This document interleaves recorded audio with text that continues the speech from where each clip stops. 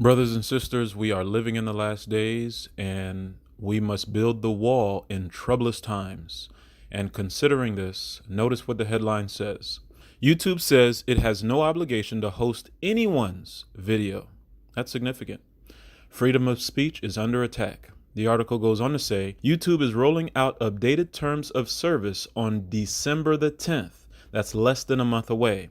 And a new line acts as a reminder that the company doesn't have to keep any video up that it doesn't want to. YouTube is under no obligation to host or serve content, the new terms of service policy reads. It's another way of saying that just because YouTube is a relatively open platform, it doesn't mean that the company is required to keep videos up. What's this next headline? It says, YouTube accounts can be deleted if no longer commercially viable. And so again, this is addressing the fact that if you don't have ads on your channel, if you don't have commercials running on your channel, YouTube can take down your channel because they're not making money off of you. And if the FTC is bringing independent piecemeal actions against content creators for violating COPPA, that may discourage content creators from posting content on YouTube. So the analogy that I think of, imperfect, is the expression about shooting fish in a barrel. And YouTube is the barrel, and the content creators are the fish. And so it's a place where this content is centralized, and essentially it's easy for us to find. This action is changing YouTube's business model, that YouTube cannot bury its head in the sand. YouTube cannot pretend that it's not aware of the content on its platform and hope to escape liability for COPPA. YouTube is going to be explicitly held liable for complying with COPPA where it has actual knowledge of the content. YouTube is going to be required to seek out that actual knowledge through requiring content creators and channel owners to specifically designate whether they are directed to children. And as the chairman noted, not only can we sue Google and YouTube for compliance with COPPA, but also individual channel owners and content creators. And once this order has been fully implemented, we intend to conduct a sweep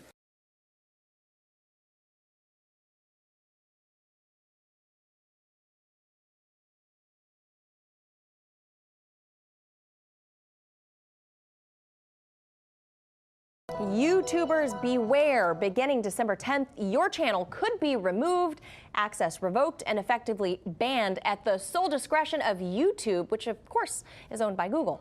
A new terms of service was sent out by the video platform just a few days ago, and in it there's a line that reads, YouTube may terminate your access or your Google account's access to all or part of the service if YouTube believes in its sole discretion that provision of the service to you is no longer commercially viable. Ominous words there. So for more on this, let's turn to investigative journalist Ben Swan. Okay, Ben, so that sounds kind of sketchy to me. It's very sketchy. YouTube gets to be the sole decision maker, or in the words of George W. Bush, the decider, right, on whether or not someone's channel can stay up. Sure. But which they've always been. How do they define, though, commercially viable? Well, that's what's interesting about this. The terms of service, and by the way, YouTube had sent out an email to content creators previous to this that kind of laid out some of the new terms of service. This was interestingly omitted from that email. It was not included in there. And so now that it's been spotted, it's getting a lot of attention, and YouTube's like, it's not a big deal. It's a very big deal. And the reason it's a big deal is because essentially what YouTube is saying is that if your channel does not make money, we can take it down because we can't advertise on it. Okay, that's the first issue.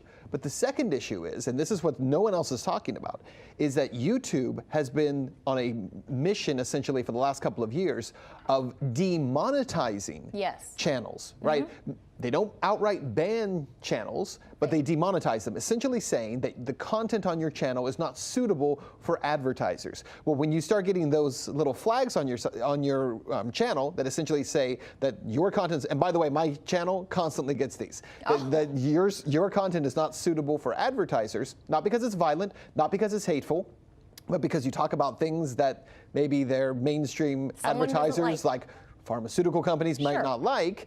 now you're not suitable for advertisers. Well, now they've taken it a step further to say, and this is the way I'm reading this, if your channel is not suitable for advertisers, then we can take it down. We're just going to delete it completely. But this broad language, provides an opportunity, Ben, for them to clamp down on free speech, doesn't it? Well, it absolutely does. And they're right when they say we're not changing any, access to the site. We're not really changing any of the rules. It basically operates the way it always has.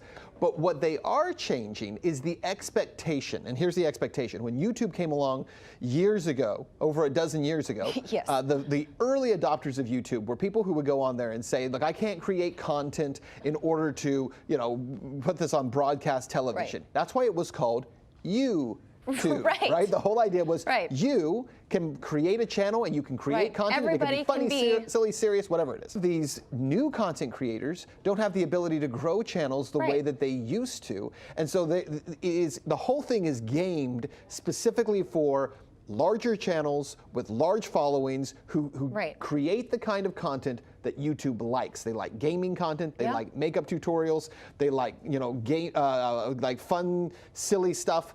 Anything serious, anything newsworthy, anything that challenges the status quo, YouTube wants it gone. They like that little boy that does all the toys. Ryan. Kids who open boxes they and like love Ryan. that stuff. Yes. Now, back to the same argument that you and I have discussed over and over about Facebook, about YouTube. That's right. Is it a publisher or is it something else? Right. Or is it a publisher or is it a platform? If it's a platform, then you don't have the right to remove everyone from your platform, right? You are creating the platform. And I think you can make an ethical argument that says, even if you are a platform and someone is creating content that is not commercially viable, the terms of service for YouTube have never been, can you make us money? Yeah. Essentially what you're saying as YouTube now is that not only are we the lords of this space, right, but we're essentially creating a tax system, a taxation system, where if you create content that we deem as worthless or not valuable to us, we'll remove you and make room for someone else. Who does it harm for a content creator to be on there and not be able to make money?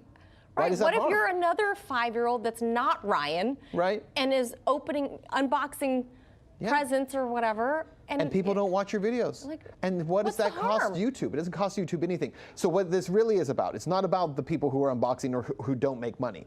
It's about the next step in the demonetization strategy that says, first we demonetize information that we don't like, and the next thing we'll do is say, you're not commercially viable, so it doesn't sound like they're politically biased, and they remove you for that reason, when in fact, they're actually removing you because corporate overlords are saying to YouTube, we want them gone.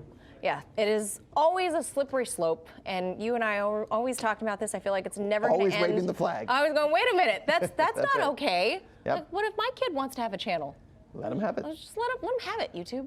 All right, we'll leave it right there. Ben Swan, appreciate your insights. Thank you. Manila, thanks.